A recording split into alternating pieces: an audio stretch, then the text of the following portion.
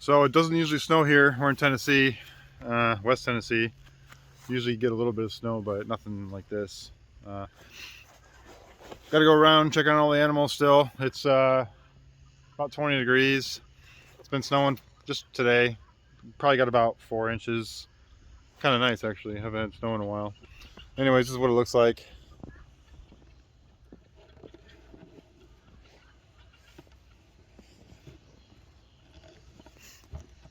Anyways, I got to get some water.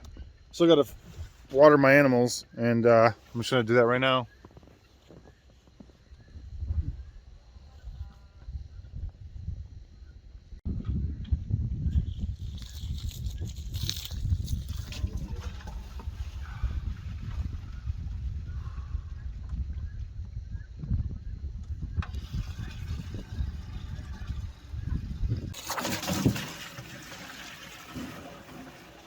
So the only thing that sucks about this weather is waters freeze up, so we got to go make sure everything's got water. I'm not worried about the main flock. They got a pond. If they really need to get water, they'll go out and get it, and their waters are outside anyways. Maybe I'll drop a bucket or a bowl in there just to keep them warm.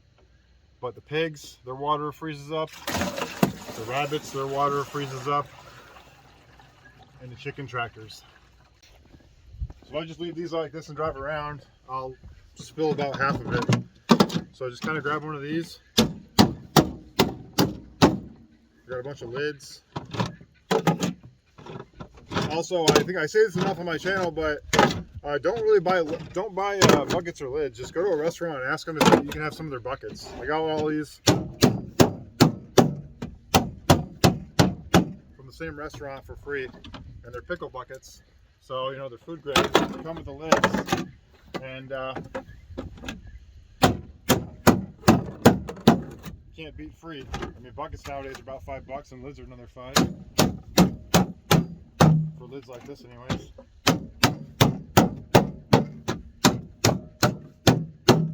Let me take you guys over first stop, which is my rabbits,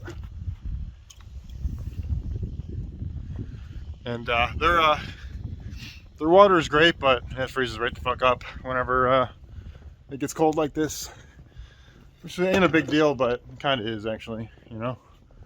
Kind of a pain to sit here and go through all these rabbits. I do this every day until it thaws back out. It gets back to normal temperatures, which is around 40 for the winter time here.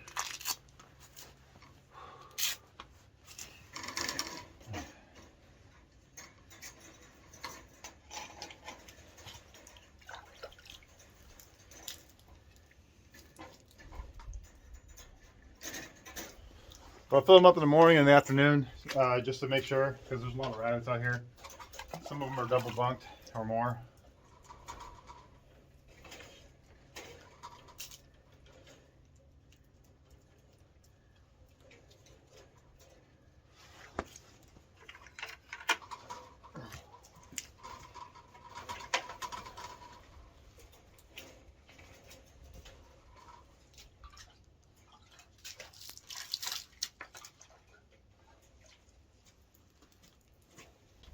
All right, rabbits are done. Well, I got some hay, some water. Good to go. Check out these ones though. She gave birth last week. They're about 5-6 days old.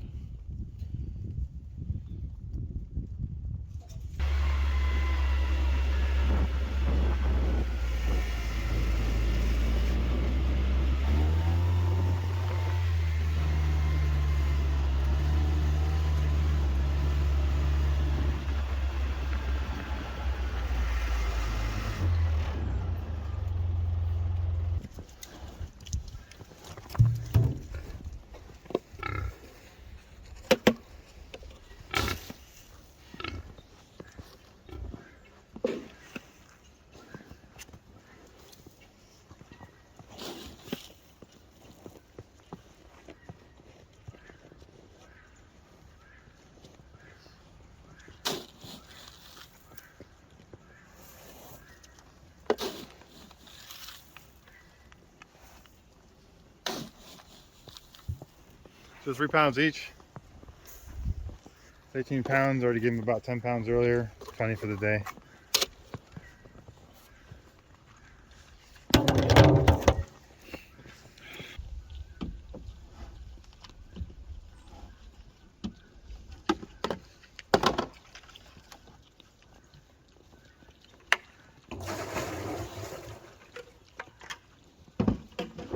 This thing holds about 55. I got about 4.5 gallons in each of these, so I'll just do like 6 of them. I'll do the other ones for the chickens up there. So I usually give them all their own piles. They like to run around and thinking someone else's pile's better. I used to feed them in this trough feeder over here, but they started getting too big for it and not ripping it out of the ground. Pigs are pretty interesting to watch. Like I said, they keep running over to each other's piles thinking one pile is better than the other. That's just how they are. But they're pretty good. They're pigs, you know. They're warm. You got a little pig house over there. It's completely dry. All right, on to the chickens. Looks like most of the chickens are inside for the day. Here's my guinea. She ain't got no feet. See her walking over there. She lost them last year in the cold. We had a lot more cold than this. A couple roosters, or a rooster. Yeah, a rooster back there. My goats. They're all just sitting out here waiting for some feed. I got some scratch I usually give them as I come out here, but it's so, you know, cold. We'll see. See if they can get it. Goats will definitely get it.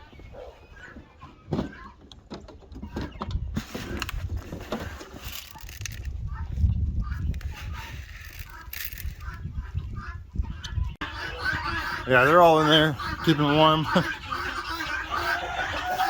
got some broody hens in here I want to check on and steal their eggs, whatever eggs they're not supposed to be sitting on. And then give all these guys some water.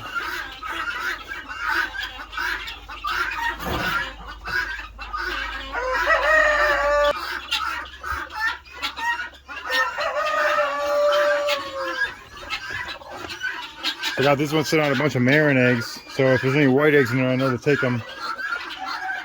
So there's 2 of them. They're like brooding up together, which is kind of cool.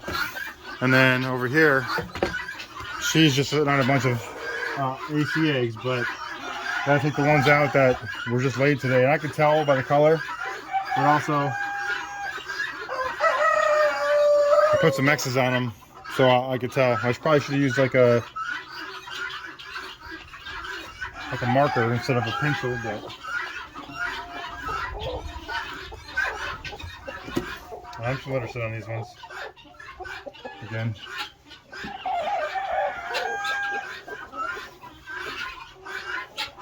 I'll get some water for them.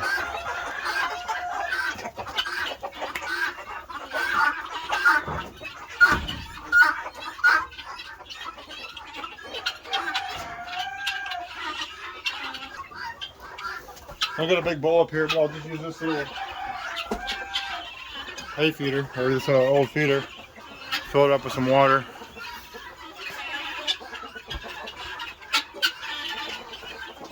We'll hold them over for a couple days.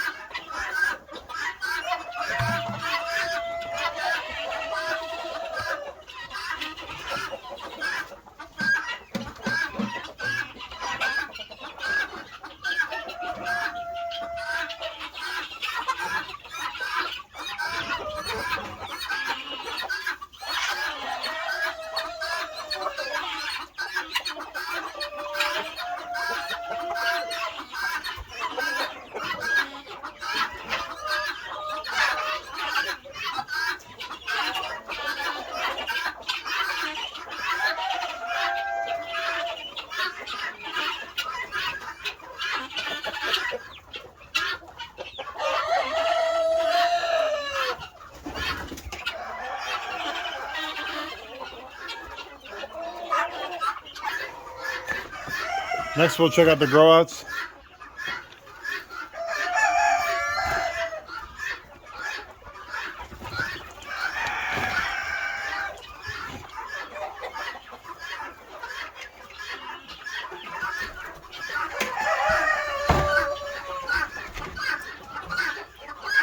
The water is frozen too, so let's get some water in here.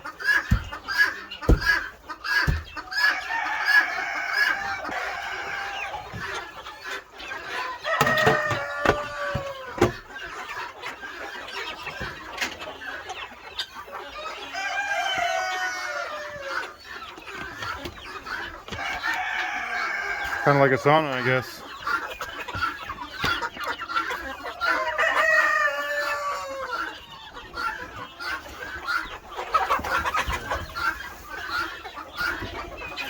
These guys are super wasteful with their food. As you can see, it's all over the floor. It's fine though. It will get eaten once I open up this second door here. And all the bigger birds will come up here and start eating everything. These guys are pretty much good to go on feathers. They can probably actually integrate. You know what, I'm gonna do that right now actually.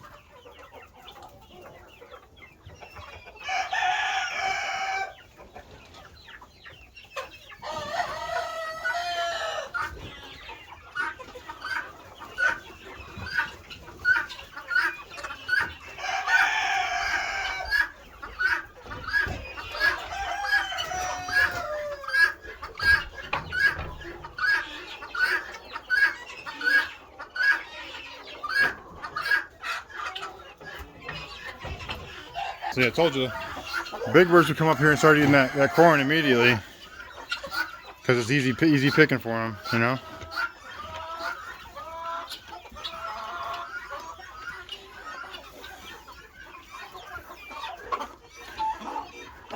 There's another one up there.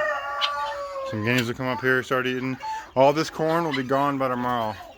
All this stuff on the floor right up here. And that's what we feed our non-laying chickens. We feed them corn, cracked corn, whole corn, sometimes mainly cracked corn. Just because they don't need laying pellets, they just don't need it. This is plenty for them to grow on for the first few months. After, of course, chick starter or layer, you know, just like crumble, stuff like that in the beginning, the first four weeks or so. All right, so the very last step of the day is just checking on my breeders. We keep them in chicken tractors just to keep them separated, and we move them every day. It's pretty easy. I'm just gonna put some water in here, make sure they got enough water for the night. They got plenty of feed. I filled up their feeds this morning, and then I'll show you guys collecting eggs.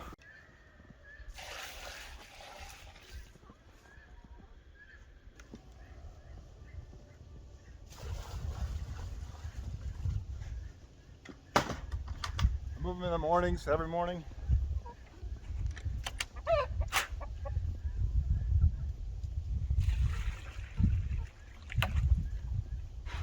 All right, so we got the I Am Samani, all black chicken. They lay a cream-colored egg or a white egg. Let's see what they got going on today. That's all from today.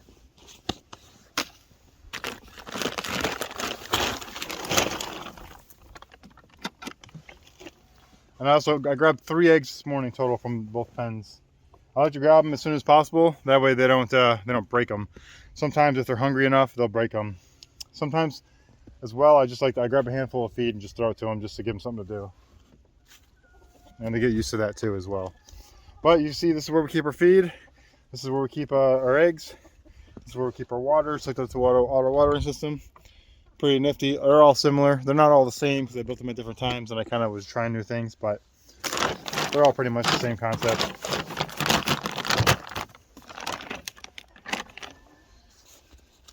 I just throw these guys in my pocket because these ones I want to keep. You know, we're gonna sell these.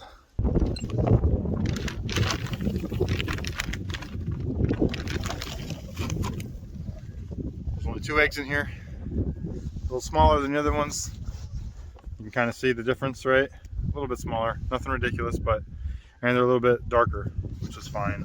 Egg color is not something people go after on this breed. They go after the purity of the fibro.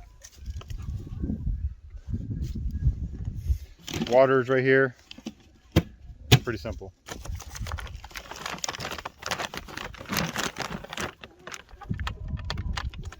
And last but not least, we're not selling these eggs. We're just hatching them out ourselves. We're trying to get as many as possible. This is our Marin's hen. We had a couple, like a blue layer and a green layer in here. I don't know if they're still in here. I think I moved them, but we wanted to get some olive eggers going. We got a couple eggs before they stopped laying.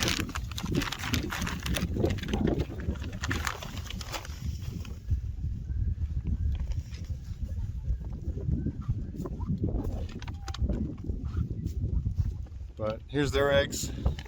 I had to take out all the straw stuff I had in here because they just keep ripping it out.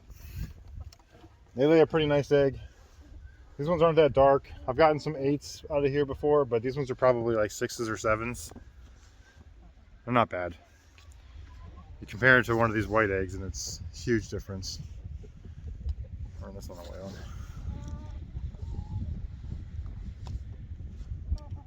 You see the difference in color? It's really nice. These are really colorful eggs, and we probably won't hatch these, but you know, we might. Some of these are splash and blue copper, and they tend to be a little bit lighter on the egg scale. That's another subject to talk about, but this is pretty much, this is daily chores out here. You know, we do this every day. In the morning times, about 5 minutes, come out here and move these by hand. I just walk out the back door.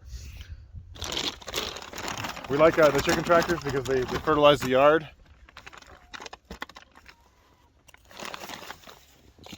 And we did the whole front yard. It took about a year to get the whole front yard done, and that's, you know, on the front of the house over there. Now it'll probably take us about, the backyard's smaller, probably take us about 6 months or so to fertilize this whole backyard. And that's just moving them 10 feet, you know. So right now the way it's set up is, this one's ahead of it because there's a gully here, and it's the angle wasn't right, so I had to, you know, go a little bit farther up and above. They're going to go straight all the way down. Then they're going to turn around and come back this way, and then get down to here and turn around and come back that way, and so on and so on. Usually they're a little bit, the spacing's a little tighter. I don't usually want to be able to walk through here, but just the way I have it set up, that's just how it's going to be for now, just until I get down to the other end.